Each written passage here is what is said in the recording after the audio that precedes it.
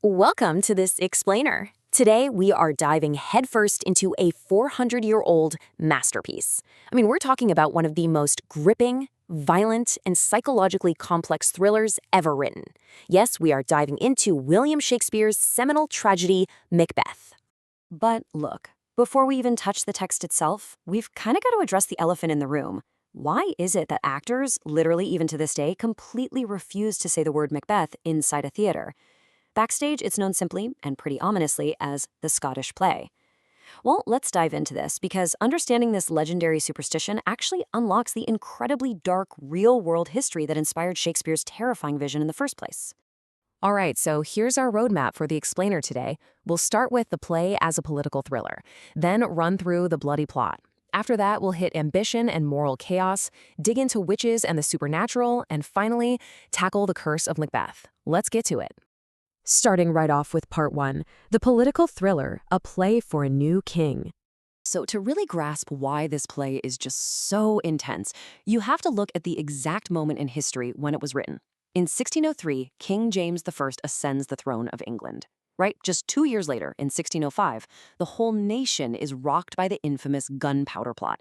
This was a massive, fully foiled assassination attempt against the king and his parliament. And then, the very next year, in 1606, Shakespeare writes Macbeth. This timeline is absolutely crucial because it reveals that Macbeth isn't just a fictional story. It was a direct response to a real-world national trauma. Shakespeare is basically taking the very real treason that had just occurred in London and mapping it right onto a fictionalized, bloody Scottish past. And there's a quote that brilliantly illustrates this exact connection. Lady Macbeth is instructing her husband on how to deceive their king, and she tells him to, quote, look like the innocent flower, but be the serpent under it. Now, notice the imagery here. Scholars point out this isn't just some poetic metaphor. It's highly likely a direct allusion to a literal silver medal that was struck in 1605 to commemorate King James's survival from the gunpowder plot. And guess what? That medal actually depicted a serpent hiding among lilies and roses. So Shakespeare is totally winking at his audience here, signaling that the dangers of hidden treason are lurking right under their noses. Which brings us right into the action with part two, the bloody plot, prophecy, murder, downfall. We can essentially break this narrative arc down into three major really bloody beats. It all kicks off when Macbeth, who is this brave and loyal Scottish general, is wandering on a heath after a battle and stumbles upon three mysterious witches. And they greet him with a prophecy, all hail Macbeth, that shalt be king hereafter. This single supernatural encounter acts as the ultimate catalyst. It triggers his deep, latent ambition. The thought is planted, and boom, the tragedy is set in motion. Then comes the second beat, which is his rapid, violent descent. First, he's surprisingly promoted to Thane of Cawdor, which fulfills the very first part of the witch's prophecy. Driven by this new reality, and frankly, fiercely urged on by his incredibly ambitious wife, he crosses the absolute point of no return. He assassinates the sleeping King Duncan in his own castle. At the time, that was considered the ultimate violation of sacred hospitality. He seizes the Scottish crown, but to protect his stolen power, he morphs into a paranoid, tyrannical ruler. He literally orders the murders of innocent families and even his former best friend, Banquo. And naturally, the final beat of the plot is the inevitable collapse. Macbeth and his wife thought all this power would bring them peace, but instead, they are racked with intense, suffocating guilt and descend into total insanity. Lady Macbeth eventually takes her own life, driven mad, trying to wash imaginary blood off her hands. Meanwhile, Macbeth faces a violent overthrow by an allied army. It all culminates in this brutal duel where he's defeated and beheaded by the vengeful Macduff. Order is finally restored, but man, at a massive, massive cost. Now, let's look beneath all the blood and swords in part three, ambition and moral chaos, inverting the world. Because the thing is, Macbeth's ambition doesn't just ruin his own life, it completely, fundamentally destroys the moral universe of the play. On one side, we have the natural order, things like the divine right of kings, peaceful sleep, and human sanity. But Macbeth's selfish actions literally invert this whole system, creating a world of pure moral chaos. The rightful king is murdered, the sanctuary of sleep is destroyed, which leads to restless sleepwalking, and sanity gives way to terrifying hallucinations of ghosts and bloody daggers. It's like the natural world itself is rebelling against his ambition. And this inversion of the natural world, it also drastically subverts the normative gender roles of the era. Take Lady Macbeth. She is the resolute executive of the murder plan. Initially, she is way more ruthless and coldly logical than her battle-hardened husband. She literally asks dark spirits to unsex her, to strip away her feminine compassion so she can commit these heinous acts. Even the witches themselves live totally outside the social order and display physical contradictions of gender.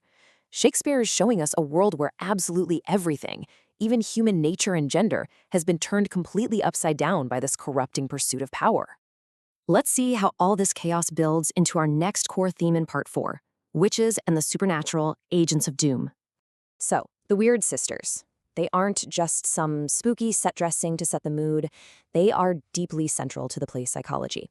Remember that historical context we talked about?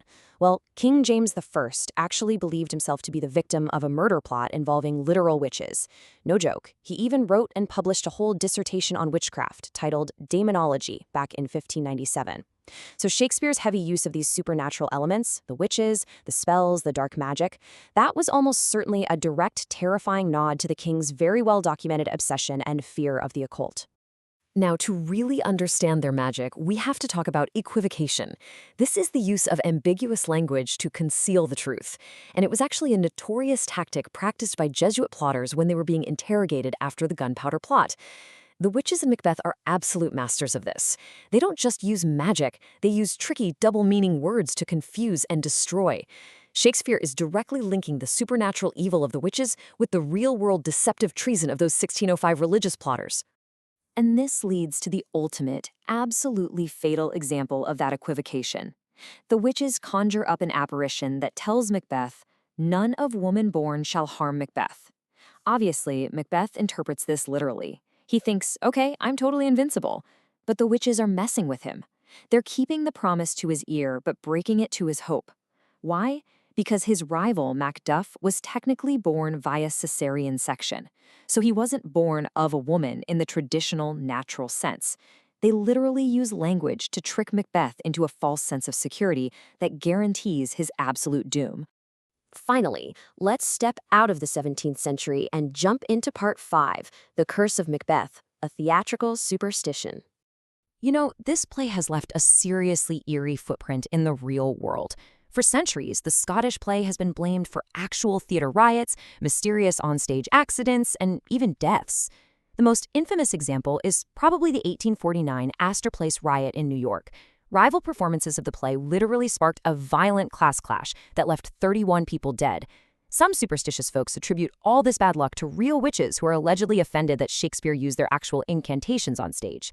Others say, well, it's just a long history of unfortunate coincidences that get amplified because the play itself is just so dark and violent. But because of this deep-seated fear, if an actor accidentally drops the M-word backstage today, they have to perform a highly precise and honestly pretty hilarious cleansing ritual to ward off the bad luck. Get this, if you say it, you have to leave the room immediately. Then, you spin around 3 times as fast as you can. Next, you either spit over your shoulder or utter a foul obscenity. And finally, you have to knock on the door and humbly wait to be invited back inside. It sounds completely ridiculous, I know, but I promise you, theater professionals take this incredibly seriously. Which really just leaves us with a final, fascinating question to ponder. Is the curse real theater lore, born of actual supernatural offense and centuries of bad luck?